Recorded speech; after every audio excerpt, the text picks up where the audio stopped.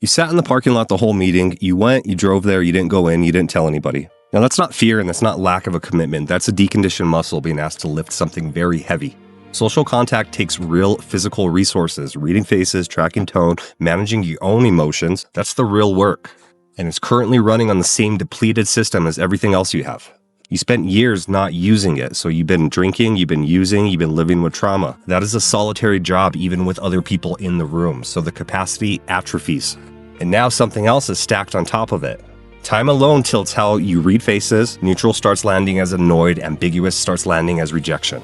So the room isn't heavier than you remember, you're reading it wrong, in exactly the direction that gets you back in your car and away from the meeting. And now people ask you to walk in a room full of strangers and be normal, which is the equivalent of asking somebody who hasn't trained in 4 years to go max out.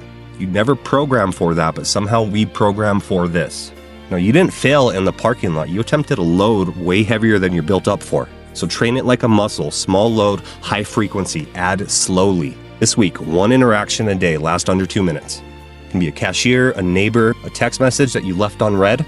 That's your working set. You're not being social. You're putting reps in on a muscle that hasn't been loaded in years. The big room gets easier because of the small reps, never the other way around.